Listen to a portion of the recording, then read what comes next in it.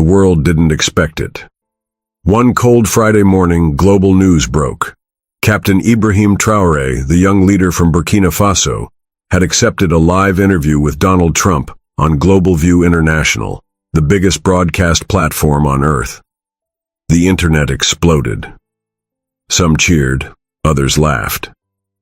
Why would a military captain from Africa agree to face off with a billionaire U.S. president?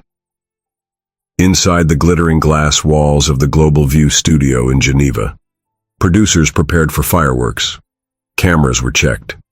Seats adjusted. Millions waited. On social media, the hashtag #Traoré began trending worldwide. But behind the cameras, tensions ran high. Trump's team saw this as a joke, a way to humiliate a lesser-known African leader. "We'll make him fold in 5 minutes," Trump smirked backstage. "He won't know what hit him." But Traoré, he arrived alone. No entourage, no fuss. Just him, wearing his signature camo jacket and that calm fire in his eyes. A young African journalist whispered, "Does he even know what he's walking into?" Traoré simply glanced at the glowing studio doors ahead and walked in. What no one knew was that he wasn't just carrying words. He was carrying truth. And it was about to tear the room apart. The studio lights beamed hot and bright. Trump leaned back in his chair, confident. He smirked at the cameras, waved at the cheering crowd, and adjusted his red tie like he'd already won. Captain Ibrahim Traoré sat quietly across from him, posture straight, hands folded. His eyes didn't move. He wasn't here for applause. He was here for answers. The host gave a flashy welcome. Tonight, a historic moment. 2 world figures, 2 very different paths. One truth. It began calmly. Trump chuckled and threw the first jab. "Captain, you lead a tiny country. What gives you the right to speak about global issues?" The room stiffened. Some journalists snickered. A few African delegates shifted in their seats. Traoré didn't flinch. He just responded softly. "It's not about size, it's about dignity." But Trump pushed harder. "You talk about justice, but look at Africa.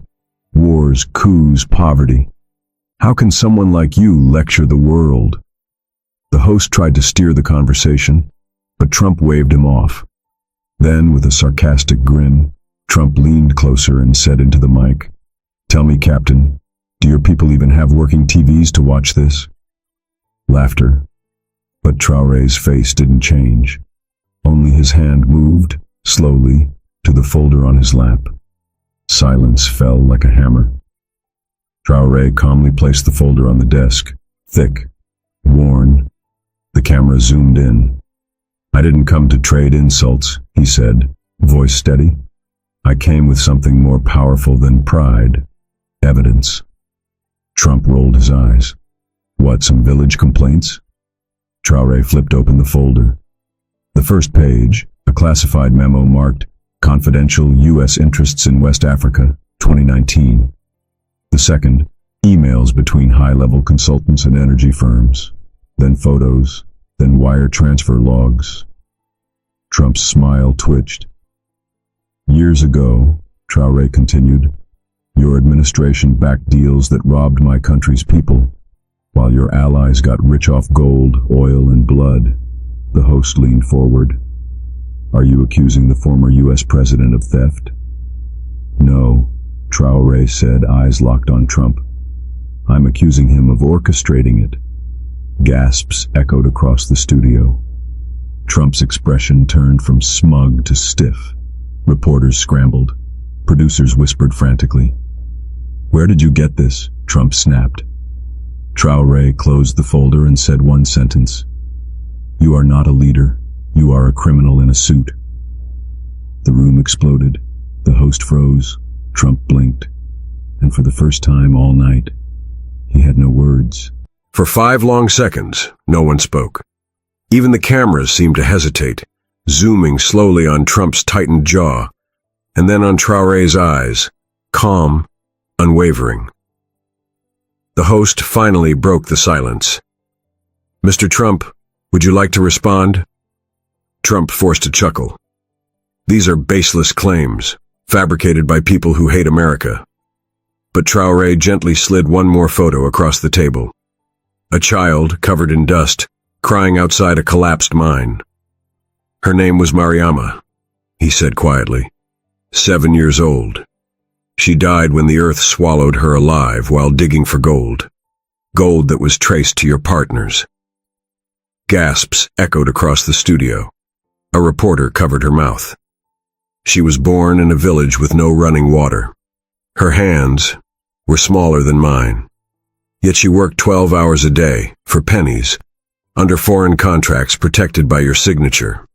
The camera panned to the audience. Some were visibly crying. Trump's voice was barely audible. This isn't about me. But Traoré's voice never rose.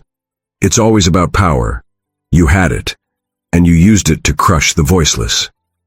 Suddenly, people watching from around the world weren't just witnessing a debate. They were witnessing a reckoning. The studio's glow dimmed slightly as the producer, stunned, forgot to adjust the lights. Traoré leaned forward, eyes locked on Trump. Do you want to know why I took this interview? Trump didn't answer. I visited that village 2 years ago, Traoré said. No cameras, no journalists, just me. I watched a mother bury her child with bare hands because there was no money for a coffin. The room went still again. I asked her what happened. She said, they said the mine was for development, but it only brought death. One of the crew members near the camera wiped his eye. Traoré opened the folder once more.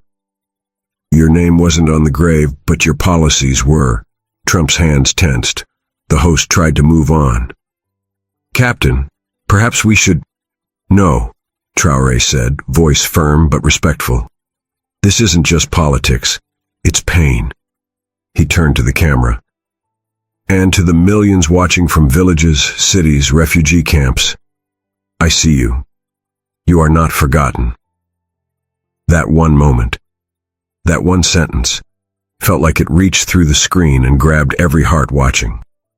And just like that, what started as an interview became a mirror, showing the world the truth it had long tried to ignore. For the first time in the entire broadcast, Donald Trump shifted in his chair, not with pride, but with pressure. The weight of the room had changed. He looked around nervously as the crowd's energy began to slip from his hands. The usual smirks were gone. The applause had stopped. Even his supporters looked uneasy. You're twisting facts, Trump said, voice trembling slightly. I was creating jobs. That's what leaders do. Traoré tilted his head calm. Jobs? Is that what we call child slavery now? Trump stood up. This is ridiculous. I won't sit here and be attacked. But the host raised a hand. Please, Mr. Trump, the world is watching. Let him finish.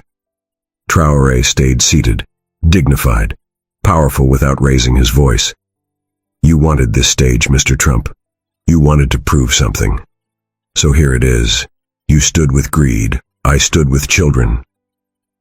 Trump didn't reply. He looked toward the control room, clearly shaken. And at that very moment, someone in the audience began to clap. Then another. Then the entire studio rose, not for entertainment, but out of respect. Traoré didn't smile. He simply whispered, This isn't about politics. It's about who we become when no one is watching. And millions watched, in silence. As the studio applause slowly died down, Captain Traoré did something unexpected. He reached into his jacket pocket, not for more documents, but for a single old folded letter. It looked fragile, like it had been read 100 times. I want to read something, he said softly. The host nodded. The room quieted again. This letter was written by a nurse in Burkina Faso. Her name was Sophie. She worked 19 hours a day with no electricity, no clean water, and barely any medicine.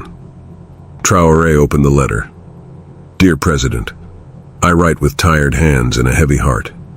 Today I watched a baby die in my arms. He had malaria. All we needed was a $2 injection. We had none. Meanwhile, I see the gold leaving our soil every week in trucks we don't own. Traoré's voice cracked slightly. She ended it with, "Please, if you ever reach the world stage, tell them we're not statistics. We are mothers, fathers, children, humans." A woman in the crowd covered her mouth, trying not to sob. Traoré folded the letter back gently and looked at Trump. "You silence people like Sophie for years," he said. "But tonight, she speaks." Trump stood again, clearly rattled. "That's enough with these emotional stories," he snapped. "You're not a saint. Your country has problems. Don't come here pretending to be a hero." The room stiffened. Even the host looked uncomfortable. But Traoré didn't blink. Trump stepped closer to the desk. "You talk about justice, but what about your own record? You're a soldier, not a president. You took power by force. Isn't that the same thing you're accusing me of? Abuse of power?" The cameras zoomed in on Traoré. He nodded slowly. "You're right. I am a soldier. I never denied that. But I've slept beside my men on the ground. I've walked through villages where children share one meal a day. I didn't fly in jets. I came by bus. I didn't rule by fear. I was begged to lead because no one else would." The room held its breath. "I didn't come here to paint myself a hero," he continued. "But you, Donald, your hands aren't dirty because of war. They're dirty because you saw suffering and chose to profit from it." Trump's face hardened, and then Traoré whispered, "The real difference. I fight for my people. You forgot yours." That single line hit harder than any document. Traoré sat quietly for a moment, then looked directly into the camera. "I want to tell you a true story. Something I will never forget." He took a deep breath. "One morning I visited a village that had gone weeks without aid. The land was dry. The riverbed was cracked. Nothing grew. The people were starving." Traoré's voice softened. "I saw a little girl sitting near the clinic. She had one piece of bread, a crust really, hard and dry. She was maybe 5 years old." The audience leaned in. So did the world. I asked her if she was hungry. She nodded, but then broke the crust in half and gave one piece to her younger brother. Traoré swallowed hard. "That moment broke me." He turned to Trump. "While you dined in gold towers, that girl gave away half of nothing. Not because it was good politics, but because it was human." A tear rolled down the cheek of a cameraman. Traoré looked back at the camera. "I don't need applause. I don't need headlines. I just want the world to remember her face. Because if we lose that kind of love, we've lost everything." And in that moment, the entire world felt something real. "I want to talk about 2018, Traoré said quietly. Trump squinted. "What about it?" Traoré pulled out a document. "Your foundation helped negotiate a contract with a European mining company. That same year, our government requested funding to build a public hospital in Bobo Dioulasso." He held up the paper. "The funds never arrived. But do you know what did?" He clicked a remote. Behind them, the LED wall lit up, footage of a small village clinic overflowing with mothers and children. No beds, no power, no medicine. Nurses using cell phone flashlights to treat patients in the dark. The host whispered, "Is this real footage?" "Yes," Traoré said. 2 months after the deal, construction was halted. The funds were redirected. 1 child died every 6 hours in that clinic. For 14 straight days. A woman in the audience sobbed. Another man covered his face. Traoré turned to Trump. "You said it was just business, but to us, it was a funeral." Trump looked down, lips pressed. "You built skyscrapers. We asked for a roof over the sick. That's the difference between profit and people." And in homes around the world, thousands of viewers wiped their eyes. because the pain felt personal. Traoré gently placed his phone on the table. "I want to play something," he said. "It's not political, it's personal." He tapped the screen. A shaky voice filled the studio. "Captain, my name is Issa Traoré. I am your cousin. I don't know if this message will reach you." The studio froze. Trump looked confused. Traoré stared at the floor. "I'm in the north. Our village was attacked. My wife is gone. I found our son under the rubble. He's alive, but his legs, they're crushed." The voice trembled. "I tried calling the ambulance, but there's no fuel, no signal. I'm walking to the city now, carrying him. Static. Please, if I don't make it, take care of him. His name is Mamadou." The recording ended. Silence. Traoré's eyes glistened. He never made it. He died halfway, holding his boy. Trump looked shaken. "You never knew him," Traoré said. "But your trade deals made fuel unaffordable. Your policies choked our aid routes. You never heard his voice, but now the world has." The audience was dead silent, and in living rooms from New York to Nairobi, tears fell for a man with no microphone who finally got to speak. The lights dimmed slightly as the host whispered, "Captain, why are you doing this?" Traoré looked up slowly. "Because silence kills." He turned to the camera again. "There's a photo I can't forget," he said. "It was emailed to my office late one night." He held it up. A little boy, maybe 6, lying on a piece of cardboard holding a worn teddy bear. His eyes wide open, his ribs showing. He died waiting in line for food. His mother fainted from hunger an hour later. Traoré's voice cracked. "I stared at this picture for hours. You know why? Because he looked like my son." The audience gasped. He had the same small nose, the same eyes, but he didn't get to grow up. Why? Because while we begged for bread, the world sent us bullets. He looked directly at Trump. "You funded wars. We asked for wheat." Trump opened his mouth but said nothing. Traoré placed the photo beside the microphone. "This boy didn't ask for politics. He asked for a chance. You had the power to give it." Tears streamed down a young woman's cheek in the front row, and millions watching around the world sat in silence, completely broken. This was no longer a debate. This was a wound. The LED wall behind the studio suddenly flickered, then displayed a world map. But it wasn't ordinary. It glowed with dozens of red pins scattered across Africa. "These are locations," Traoré said softly. "Each one is where foreign companies, under US-backed licenses, took land, water, oil, or gold from our people." He clicked again. Photos began to fade in. Dried riverbeds, destroyed forests, poisoned lakes. Trump shifted in his chair. "I didn't create this system," Trump muttered. "It was always there." Traoré nodded. "But you didn't fix it. You fed it." He stepped closer to the screen. "In 2020, our elders in the Sahel begged for help as the land turned to dust. They were promised support, seeds, tractors, clean wells. Instead, security firms arrived, not to protect, but to clear the land." One final image appeared, an old man sitting on cracked earth, clutching a broken radio. "He had nothing left, not even a voice," Traoré said. "Until now."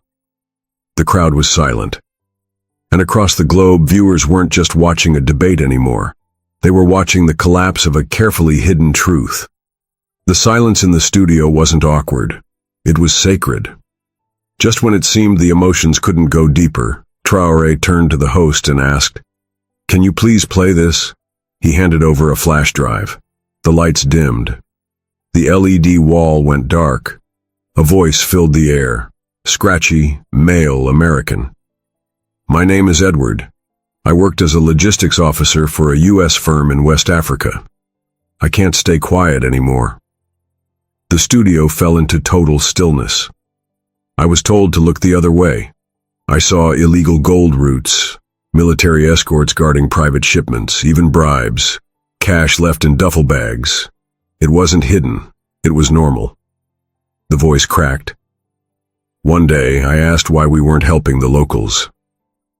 My supervisor laughed. He said, "They're not the clients. They're the dirt we stand on." Gasps from the audience.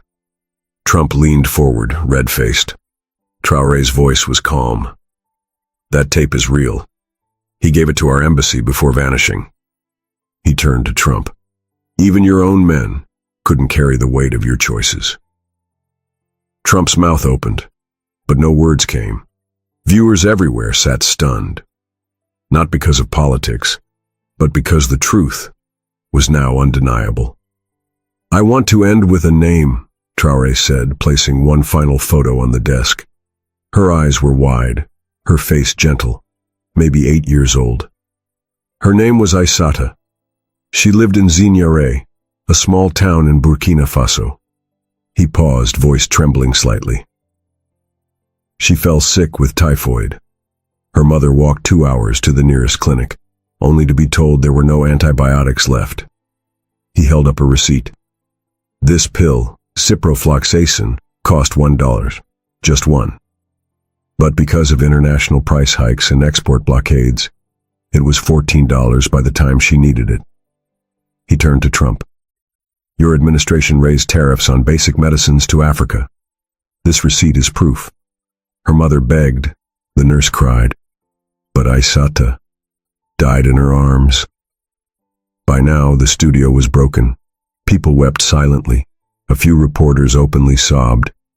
Traoré looked into the camera. Isata never had a voice.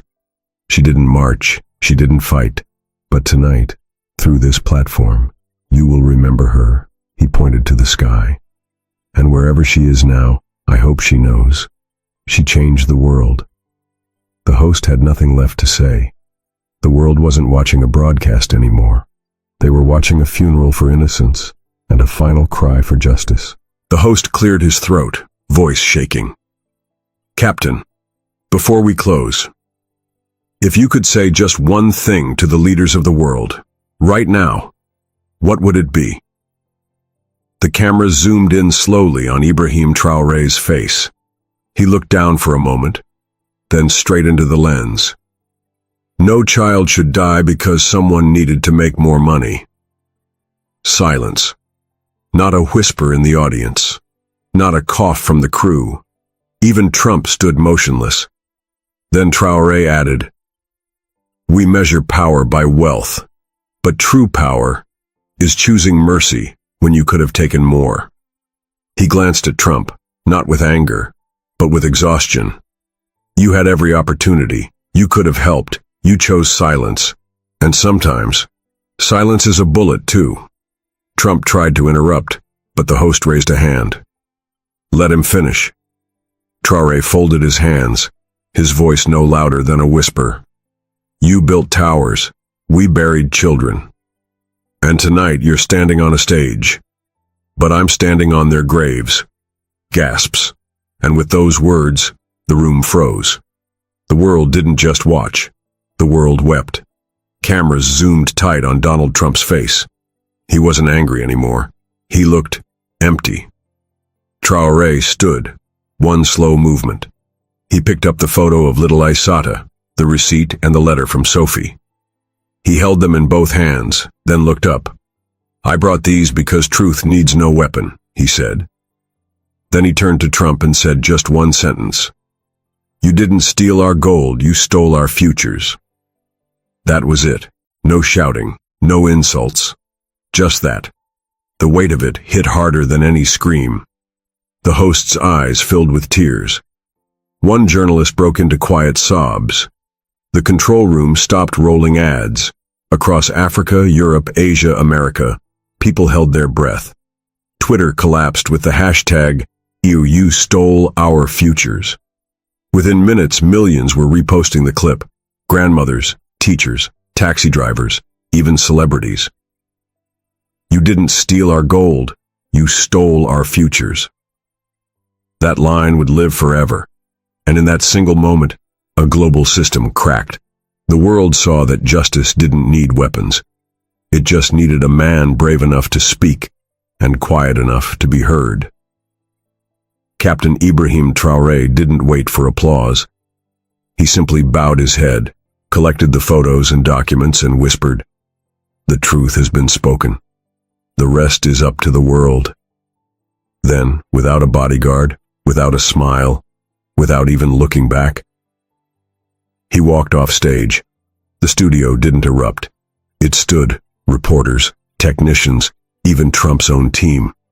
They stood, not for a showman, but for a man who reminded them what it meant to be human. As Traoré disappeared behind the curtain, the host finally turned to the camera. "I think we've all heard enough tonight to ask ourselves, what side of history will we stand on?" Around the world, millions were crying, some in pain, some in guilt, but all of them awake. And that one live interview? It became the most watched broadcast in history.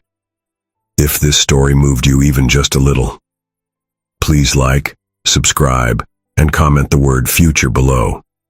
Share it with someone who still believes in truth. Let's flood this world with a voice louder than gold, stronger than politics, the voice of the people. Because Ibrahim Traoré didn't just speak for Burkina Faso tonight. He spoke for all of us.